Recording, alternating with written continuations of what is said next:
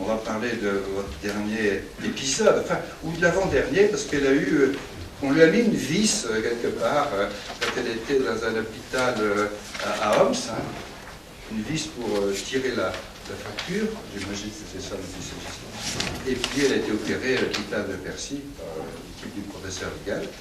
Et c'est peut-être ça dont on va parler aujourd'hui, parce que finalement, nous sommes une fondation pour la chirurgie orthopédique et pas directement pour soutenir l'effort de guerre. Voilà.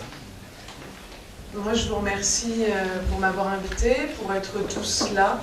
Et pour revenir sur ce que vous disiez à l'instant, je crois, je rends à César ce qui est à César.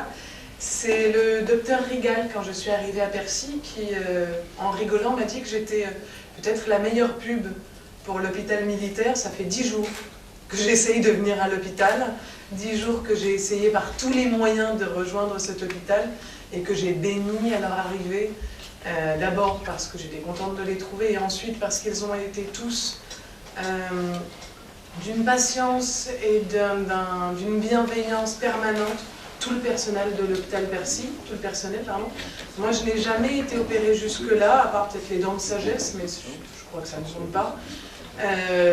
Et ma première expérience hospitalière, médicale, a été, je pense, la pire. Une arrivée vraiment difficile. D'abord, les premiers soins dans un hôpital, effectivement, de campagne, militaire, dans un hôpital de guerre, avec très peu de médicaments. Des gens qui m'ont donné le maximum de soins, mais vous êtes bien conscient que de la morphine et des anticoagulants, on en a de moins en moins sur ce genre de terrain. Et ensuite, un hôpital militaire avec des gens d'une rigueur, d'une patience, et je le répète encore, d'une bienveillance incroyable, et qui ont permis qu'aujourd'hui, je vous parle avec mes 2 jambes, et que je sois venue en marchant. Je pense que j'ai eu la chance d'avoir surtout des Syriens autour de moi qui m'ont beaucoup entourée également et qui ont un courage incroyable depuis plus de 20 mois pour combattre et pour garder espoir. Et puis des médecins qui ont une habitude, le médecin principal qui m'a opéré, le docteur Ahmed, qui était médecin militaire, donc il y a une vraie connaissance de la chirurgie de guerre et de la chirurgie extrême parce que dans la pièce où j'étais opérée, moi j'ai dû fumer un demi-paquet de clopes avant qu'on m'opère, dans le bac pour désinfecter. On se faisait bombarder toutes les 5 minutes, donc les vitres et les murs tremblaient à chaque instant. Il n'y avait plus d'eau pour se laver les mains, pour se désinfecter. Il n'y avait pas vraiment de personnel médical parce que l'homme qui m'a opéré effectivement était chirurgien, mais l'autre était dentiste, je crois, dentiste.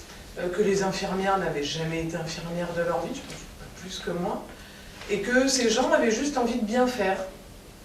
Ça aurait pu mal tourner. Ils ont réussi à ce que j'en sorte sans infection, sans gangrène, et que le docteur Rigal fasse des miracles et m'insère une longue plaque qui fait toute la cuisse comme ça, et qui me permette de remarcher. On va me l'enlever en principe, ce que m'a dit le docteur Rigal, d'ici 18 mois, 2 ans. Ça le fait rire parce que ça sera à ce moment-là que la cicatrice aura le plus disparu. Il faudra réouvrir. Mais en même temps, moi, cette cicatrice, je l'aime bien. Au début, j'insultais le docteur Rigal quand il me disait que j'avais une très belle cicatrice. Et tout le personnel de Percy qui était adorable et qui me disait « Mais qu'est-ce qu'elle est belle, cette cicatrice !» Et il n'y a que vous pour penser qu'une cicatrice est belle. Hein. Moi, en tant que femme, je trouve ça horrible, mais finalement, je l'aime bien, ma cicatrice, parce qu'elle me rappelle cette histoire, parce que s'il n'y avait pas cette cicatrice, je pense que je n'aurais jamais réalisé le quart de ce qui nous est arrivé, et parce que dans cette cicatrice, il y a un peu de moi, il y a un peu de Rémi Hochlik, le copain qui est mort dans ce bombardement, il y a un peu de tous les Syriens que j'ai croisés, et à terme, j'aimerais bien la faire tatouer avec une fermeture éclair, mais je la garde pas. Alors, la reprise de la marche a été très difficile, très douloureuse. Je pense que je n'ai pas une once de patience, mais alors vraiment très peu. Donc ça a été vraiment une épreuve qui m'a permis d'apprendre, à devenir un peu patiente. Mais la reprise de la marche a été difficile et encore aujourd'hui un peu douloureuse. Ça a également modifié, fait évoluer mon métier pour le moment parce que Je ne peux pas, alors non pas que j'aille souvent faire du jogging, mais je ne peux pas courir. Je peux m'accroupir, mais c'est encore difficile. Et surtout, je me rends compte que l'esprit et le cerveau fonctionnent très vite et prennent très vite des réflexes. Et que aujourd'hui encore, j'ai tendance à plus marcher du côté droit que du côté gauche.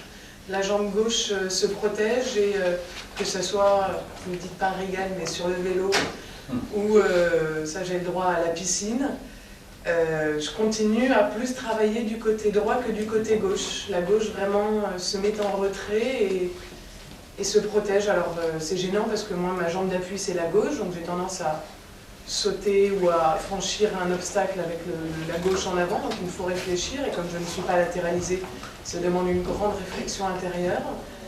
Mais voilà, ça a aussi un impact sur mon métier, parce que je ne peux plus repartir sur ce genre de terrain tant que je n'aurai pas retrouvé une aptitude physique totale. Et là, c'est encore au médecin de jouer et de me dire quand j'aurai le droit. Tant qu'il y aura des gens dont le témoignage méritera d'être entendu, tant qu'il y aura des voix que vous n'aurez pas le plaisir et la chance d'entendre. Je dis moi, mais j'ai plein de collègues qui font le même métier. On sera là pour aller recueillir ces témoignages. Je savais très bien quand on partait, on n'est pas des têtes brûlées, je savais très bien quand on partait qu'on allait se retrouver face à des bombardements. La seule chose qu'on n'avait pas prévue, c'est qu'on nous viserait, nous, en tant que journalistes étrangers. Et donc on repartira, je repartirai avec des photographes, parce que maintenant j'ai plus le droit de repartir toute seule. J'ai un cortège de photographes copains qui se relaient pour me soutenir. Et on repartira raconter tous ces gens qui meurent pour la liberté et avec des rêves de démocratie plein les yeux. Je suis repartie récemment en reportage et que j'étais en Jordanie il y a quelques jours, dans la structure militaire française, donc au cœur de cet hôpital de chirurgie de guerre qu'ont monté les soldats français. Et que c'était vraiment très impressionnant pour moi et très très intéressant de voir cette structure militaire centrée autour des médecins.